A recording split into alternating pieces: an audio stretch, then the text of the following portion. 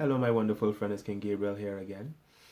Today's video is a continuation of the video that Tara and I did together, which is how to find out if you really need help. And help doesn't mean going to some kind of institution, like if you're crazy or anything like that.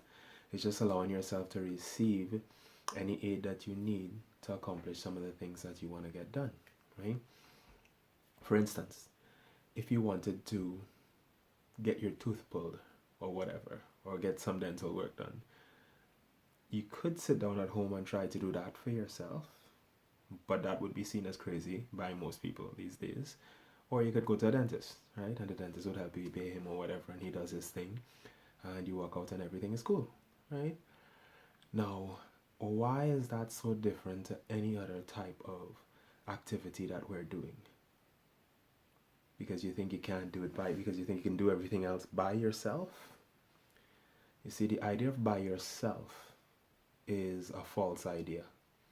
There is nothing in the universe, in the world, in multiverses, however far you want to go, that is by itself. Everything functions in relation to everything else. A tree is not by itself. An individual, as we see it, is not by itself. It's in a community, it's in an environment, and to go even further, everything shares the same energy. We're in the same space, right? So when you're thinking of doing things by yourself, what you're actually doing is limiting the idea of yourself to your individual body, the body that you can see. And that there, body identification, is a plan of the ego always. It tries to keep you limited, keep you thinking that just your body is yours and that's your home. Anything outside of that is not home, and that is not true at all. It's not true, right? Whenever you have to get things done, everything around you is in service of you.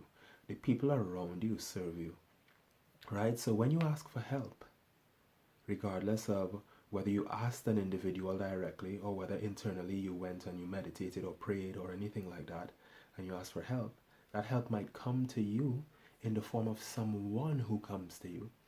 And that someone may have the answer.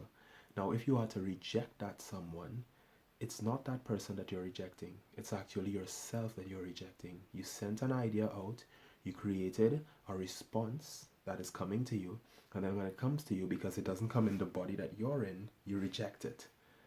And that is what a lot of people face these days. They are so identified with the limited idea of self, which is just the body, that anything that is outside of that seems like a threat.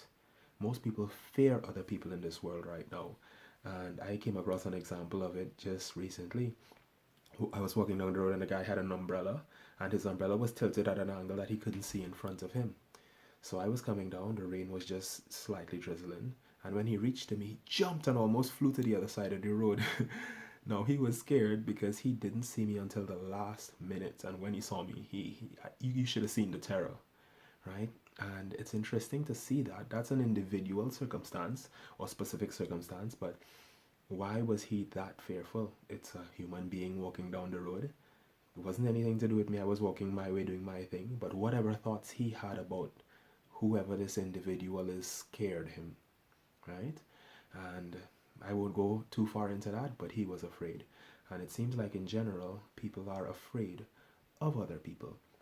So then to accept help from other people that you're already afraid of sometimes, most people are, is very difficult. And not only fear, but the idea of trying to prove the self, the individual self, the self that's in this body. By trying to prove the self that's in this body, we sometimes will not accept help because we see it as being weak. But how can you be weakened by something that expands yourself and allows you to work through different things and get things done even quicker?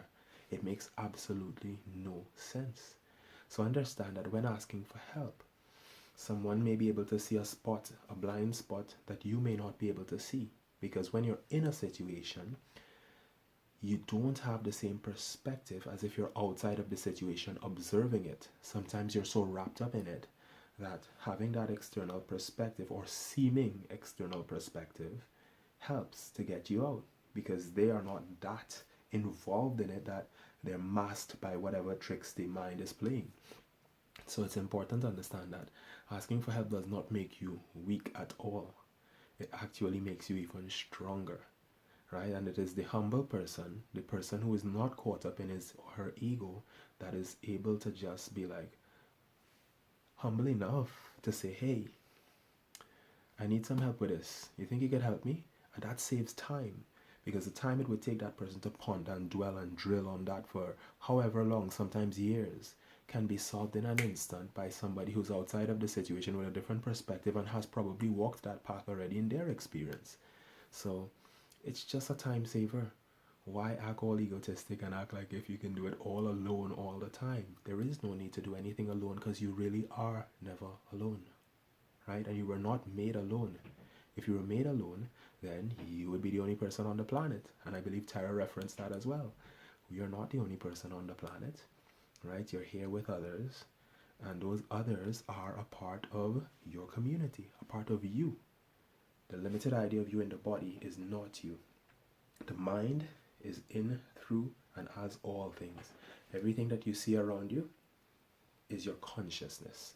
Consciousness is all you believe and accept as being true, and it's all that you will see and experience.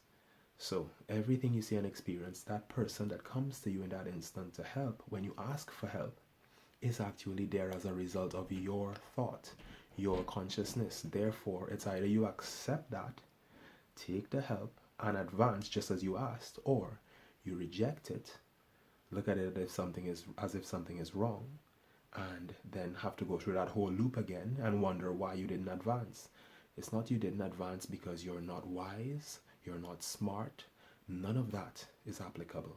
It's not that you're not loved, it's not that you're not worthy. It's just that when it comes, you do not accept it because of the form you think it's supposed to come in versus the form it actually comes in, right? And at the end of it all the forms that you see are from one place, not two places, not five, not 10, not all these divided things that you think you see. They come from one place. So to accept it is to accept yourself. It's actually yourself you're accepting, always. Accept. So that's what I have to say about that. And I do hope that that helps you to see that picture a bit clearer. And the next time that you ask for something, you'll be willing to accept the help when it comes and not just go off rejecting it because it seems like somebody's trying to get something from you. It's never anybody trying to get something from you. You're creating, you're experiencing, you're sharing with yourself. Hope that matters. Have a good one. Eternal love and infinite peace.